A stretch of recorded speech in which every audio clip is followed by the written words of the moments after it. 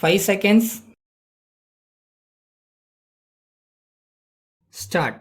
தமிழ்நாடு சட்டமன்ற பேரவையில் முதல் துணை மதிப்பீடுகளை முன்வைத்து மாண்புமிகு நிதியமைச்சர் ஆற்றிய உரையாவது: மாண்புமிகு பேரவை தலைவர் அவர்களே, இந்த நிதியாண்டிற்கான முதல் துணை மதிப்பீடுகளை இம்மாமன்றத்தின் முன் வைக்கிறேன்.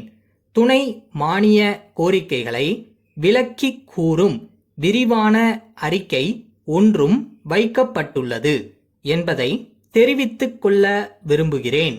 கடந்த நிதி ஆண்டிற்கான இறுதி துணை மதிப்பீடுகள் சட்டமன்ற பேரவையில் தாக்கல் செய்யப்பட்டதற்கு பிறகு எதிர்பாரா செலவு நிதியிலிருந்து முன் பணங்கள் பெற்று புதுப்பணிகள் குறித்து செய்யப்பட்ட செலவுகளுக்கு மாமன்றத்தின் ஒப்புதலை பெறுவதற்காகவும் எதிர்பாரா செலவு நிதியை ஈடு செய்யும் வகையிலும் இந்த துணை மதிப்பீடுகள் தாக்கல் செய்யப்படுகின்றன என்பதை கோடிட்டு காட்ட ஆசைப்படுகிறேன். வேளாண்மை தொழில்தான் முதன்மையான தொழில் என்பதை உணர்ந்திருக்கின்ற இவ்வரசு வேளாண்மை சாகுபடியில் நீரை சிக்கனமாக பயன்படுத்துவதை ஊக்குவிப்பதற்காக இந்த ஆண்டில் உழவர்களுக்கான சொட்டு நீர் மற்றும் தெளிப்பு நீர்ப்பாசன ஏற்பாட்டினை செயல்படுத்தும் வகையில் தொகையை அனுமதித்து வேளாண்மை துறை என்ற தலைப்பில் அதனை சேர்த்துள்ளது என்பதை இந்த நேரத்தில் நான் கூறிக்கொள்ள விரும்புகிறேன்.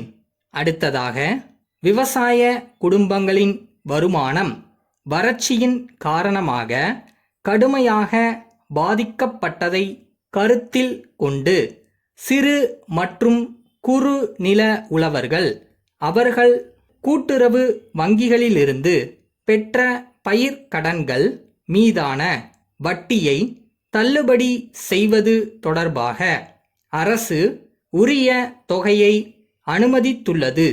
அதில் முதற்கட்டமாக செலவு செய்ய எதிர்பாரா செலவு நிதியிலிருந்து முன் பணமும் வழங்கப்பட்டது என்பதை நீங்கள் அனைவரும் அறிவீர்கள்.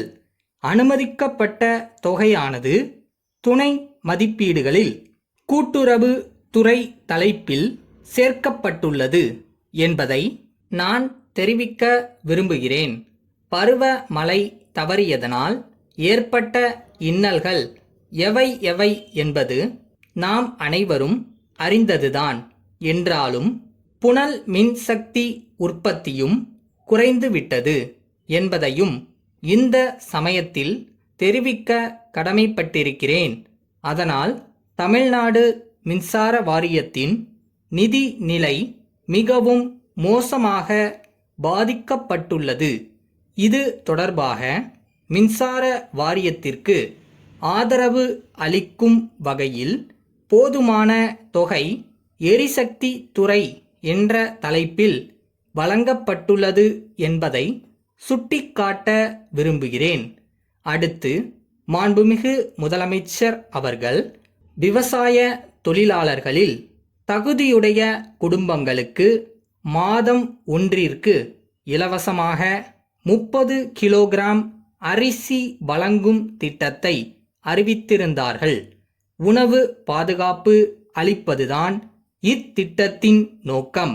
இது தொடர்பாக இயற்கை சீற்றங்கள் குறித்த துயர் தணிப்பு என்கிற தலைப்பில் தொகை சேர்க்கப்பட்டுள்ளது என்பதை தெரிவித்துக் கொண்டு இந்த முதல் துணை மதிப்பீடுகளை இம்மாமன்றம் ஏற்று இசைவளிக்க வேண்டும் என்று இந்த சந்தர்ப்பத்தில் கேட்டுக்கொண்டு என் உரையை நிறைவு செய்கின்றேன். வணக்கம். அன்புடையீர், தங்களது நிறுவனத்தின் பெயரை எங்களுக்கு அறிமுகம் செய்து தங்களுடன் வியாபாரம் செய்வதற்கு முதலில் அடியெடுத்து கொடுத்த திருவாளர்கள் ராஜன் சகோதரர்களின் நிறுவனத்திற்கு முதலில் நன்றி சொல்ல கடமைப்பட்டிருக்கிறோம். சென்ற ஜனவரி மாதத்தில் தங்களது பிரதிநிதி எங்களை சந்தித்து வியாபார ஒப்பந்தத்தை செய்து கொள்ள ஏற்பாடுகளை செய்து கொடுத்தார். அப்போதிருந்து நாங்களும் தொடர்ந்து உங்களது பொருட்களை வாங்கி விற்பனை செய்து வருகிறோம். சென்ற 3 மாதங்களாக எங்களது வியாபாரம் படிப்படியாக உயர்ந்து வருகிறது. எனவே தங்களது சரக்குகளை அதிக அளவில் வாங்கி வைத்துக் கொள்வது அவசியமாகிறது.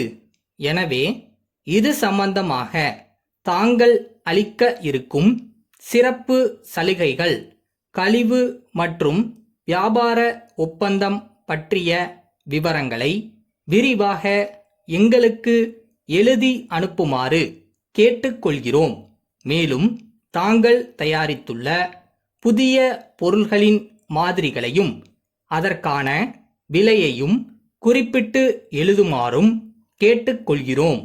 தங்களிடம் ஒரு கணிசமான தொகையை முன் பணமாக செலுத்தி உங்களது சரக்குகளுக்கு மொத்த வியாபாரியாக இருக்கவும் நாங்கள் சம்மதிக்கிறோம்.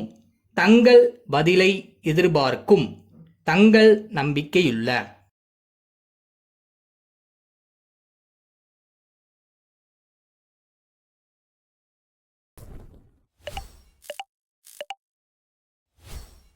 எல்லாம் சரியாயிரும்ன்றது நம்பிக்கை, எல்லாத்தையும் சரி செஞ்சிடலான்றது தன்னம்பிக்கை.